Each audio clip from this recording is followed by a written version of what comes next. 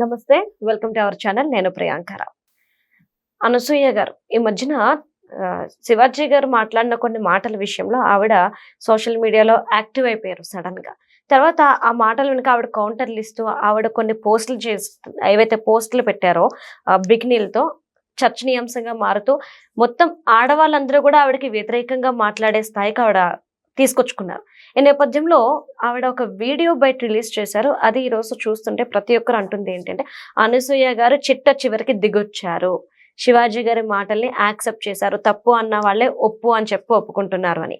So Anasuya దిగి రావడానికి కారణాలు ఏంటో తెలుసుకుందాం. మనతో మాట్లాడడానికి సీనియర్ జర్నలిస్ట్ సిఎస్ రావు గారు ఉన్నారు. ఆయన తెలుసుకుందాం. నమస్కారం సార్. నమస్తే. నేను మీకు ఒక ఆడియో వినిపిస్తాను.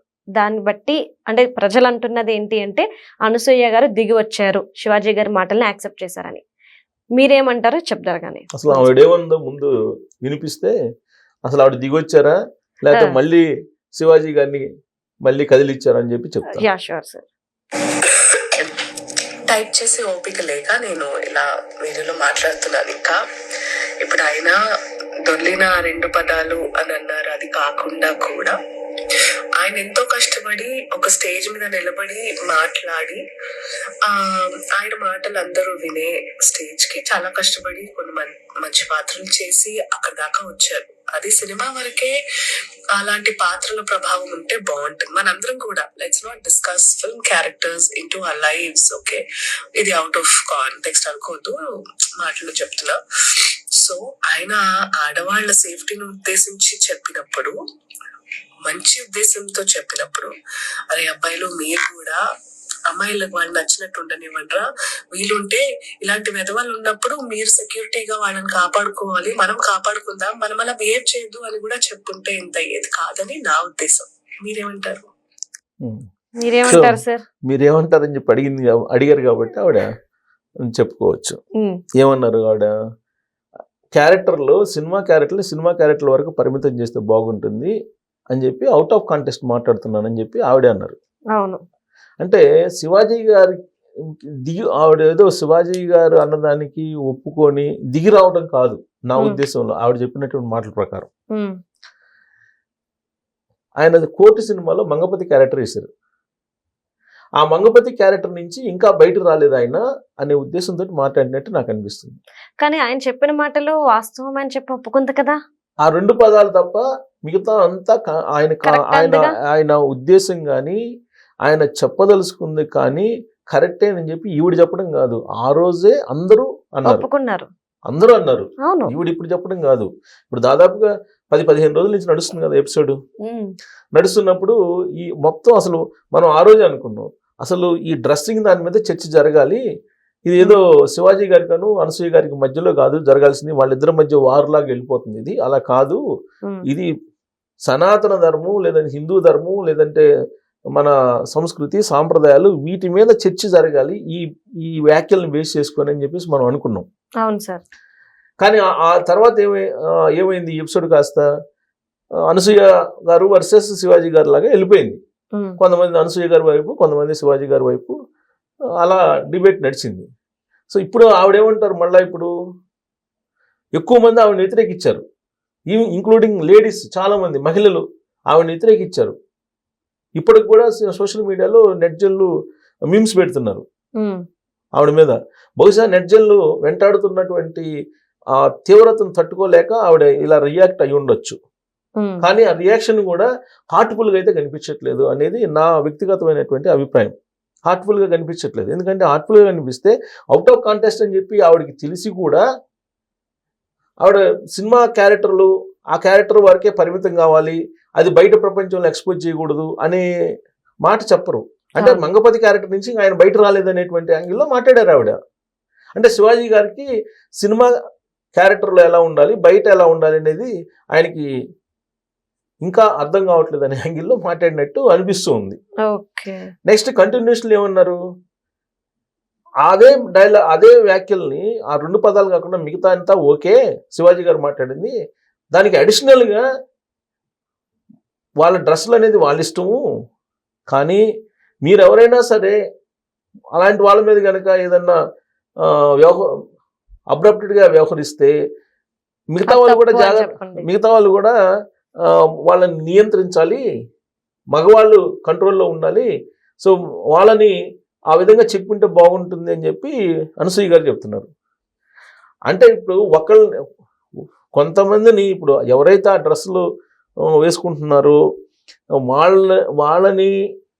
వాళ్ళకి చెప్పడం కరెక్టా, లేదంటే వాళ్ళని చూసి అనేక మంది ఎలా అభిప్రాయపడతారు అనేది శివాజీ గారు చెప్పారు. అంటే వాళ్ళందరినీ కంట్రోల్ చేయడం ఈజీనా అనేది మళ్ళీ ఒక డిబేటబుల్ క్వశ్చన్ గా తీసుకొచ్చారు ఆవిడ. అనసూయ గారు తీసుకొచ్చారు.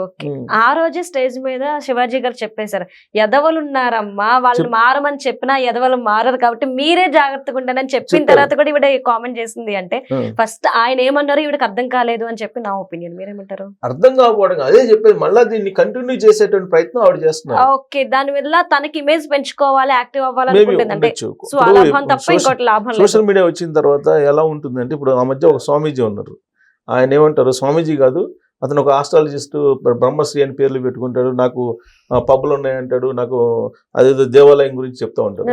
ఆయన శుక్రగ్రహం బలపడాలంటే స్కాచ్ తాగండి, లేదంటే మీకు కలిసి రావాలంటే రైతులు కూడా యోని పూజ చేయండి, ఇవన్నీ చెప్తుంటారు. ఆయన ఈ మధ్యకాలంలో ఆయన వీడియోలు చూడట్లా, దీంతో ఆయన ఏం చేస్తున్నారు, ఎవరు కనిపిస్తే వాళ్ళతోటి ఇంటర్వ్యూలు ఇచ్చేస్తున్నారు ఈ మధ్యకాలంలో. అప్పుడు ఏం చెప్పారు ఆయన, నేను అసలు ఎవరికి ఇంటర్వ్యూలు ఇవ్వను అని చెప్పారు, నేను ఎవరు జాతకం చెప్పను అన్నారు, సెలబ్రిటీల జోలికి అసలు చెల్లను అన్నారు. ఇప్పుడు ఏం చేస్తున్నారు, నాకు తెలిసినంత వరకు ఆయనే అప్రోచ్ అవుతున్నారు, అనేక మందికి అప్రోచ్ అయ్యి నేను ఇంటర్వ్యూలు ఇస్తాను, రండి రండి అని చెప్పి ఆయనే పిలుస్తున్నాడు. దాదాపు 10-15 ఛానల్స్కి ఈ మధ్యకాలంలో ఇంటర్వ్యూ ఇచ్చారు. ఏ వీడియో చూసినా కానీ 1000-2000 కన్నా లేదు. అంతకుముందు లక్షల్లో చూసేవాళ్ళు, 1000-2000 కన్నా లేదు. ఇప్పుడు నాన్ వేషన్ అను ప్రపంచ అతను 2 ఛానల్స్ ఉన్నాయి అతను. ఈ 2 ఛానల్స్ లో రోజుకి 2 లక్షల మంది అన్స్క్రైబ్స్ అయ్యారు. అవును సార్, 2 days లో టూ మచ్ అయింది. 5 లక్షలు పోయింది, 5 lakhs పీపుల్ దూరం అయ్యారు. పోతే పోండి అంటున్నారు, అతను పోతే పోండి అన్స్క్రైబ్స్ అయిపోయింది అంటున్నారు. దాంతో ఇంకా అతన్ని ఛానల్స్ ఇంకా దిగిపోతున్నాయి. ఇప్పుడు ఏమైంది, అతనికి దాదాపు నెలకు సంవత్సరానికో కోట్ల రూపాయలు, ఒక సందర్భంలో నెలకు 40-50 లక్షలు సంపాదించాడంట. కోట్ల రూపాయల ఆదాయం. ఆ కోట్ల రూపాయల ఆదాయం కాస్త పోయింది, పోవడంతో పాటు ఇమేజ్ తగ్గింది అతనికి. ఇప్పుడు ఇమేజ్ తగ్గింది, అతని మీద మీమ్స్ పెడుతున్నారు ఇప్పుడు. సో ఇన్ని సంవత్సరాల పాటు అతను ప్రపంచం మొత్తం తిరిగి సంపాదించుకున్నటువంటి ఏదైతే పేరు ఉందో అది మొత్తం ఇప్పుడు పోయింది కదా, పోయింది. ప్లస్ అతనికి సబ్స్క్రిప్షన్స్ లేదు, వ్యూస్ కూడా తగ్గిపోయినాయి. దాంతో కూడా అతను పిచ్చి పెట్టినట్టు మాడుతున్నారు ఇప్పుడు. ఎవరు గరికపాటి గారిని టార్గెట్ చేస్తారు, చాగంటి గారిని టార్గెట్ చేస్తారు, లేదంటే సీతని